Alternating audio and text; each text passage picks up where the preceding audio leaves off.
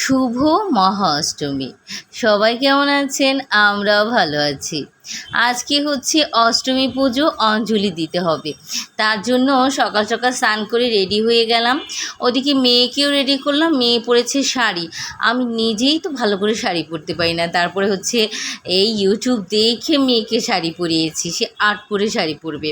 তো মেয়েকে রেডি করলাম, তারপর আমি রেডি হলাম, মণ্ডপে হাজির হয়ে গেলাম। আর কি পরিমাণে যে গরমের কথা কি বলবো।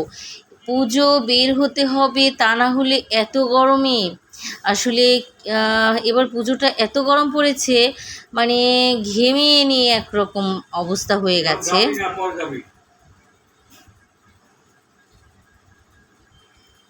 তো কন্যা সাহেবকে রেডি করতে করতে আমার অনেকটা বেলা হয়ে গিয়েছিল।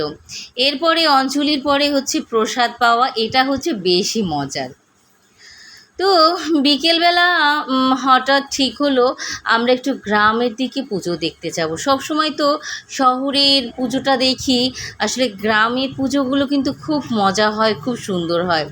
তো আমাদের এখানে গ্রাম আছে, মানে ওখানেই যাব পুজো দেখতে। তো আমরা ওই বিকেল 5:30টার দিকে রওনা দিয়েছিলাম। আমি, ভাই, তো ভাইয়ের বউ, আমাদের 2 পিচ্চি, আমরা বের হয়ে পড়েছিলাম পুজো দেখার জন্য। ব্রহ্মেশ বিষ্ণুরমিতাং প্রণমামি সদা উমাম বিন্দস্থাং বিন্ধনিরাং দিব্যস্থাং। মোটামুটি আশেপাশের অনেকগুলাই পুজো দেখা হয়ে গিয়েছিল। তারপরে রাত্র 8টা বাজে বাসায় ফিরেছিলাম। আসলে ওই যে বললাম যে শহরের পুজো একরকম, গ্রামের পুজো একরকম। গ্রামের পূজার মধ্যেও কিন্তু অনেক সরলতা, অনেক নিষ্ঠা থাকে। তো এটা হচ্ছে আমাদের ভীমরুলি সম্ভবত নাম, ওখানে পুজো। আর এখানে মেলাও বসেছিল, পাশে মেলা।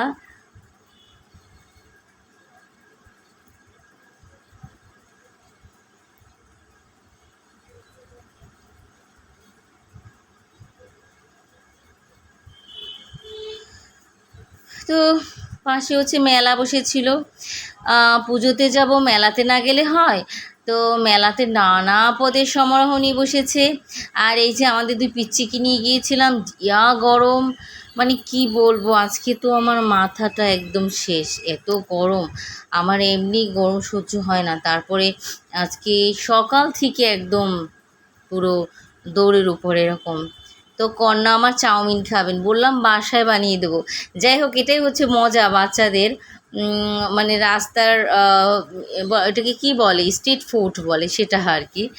দেখেন কি অবস্থা, ঘামে কপাল একদম চিকচিক করছে।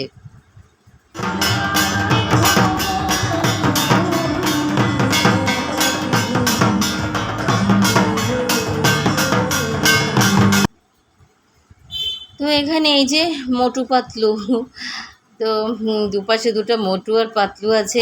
আমার কন্যা বললো আমাকে ছবি তুলে দাও।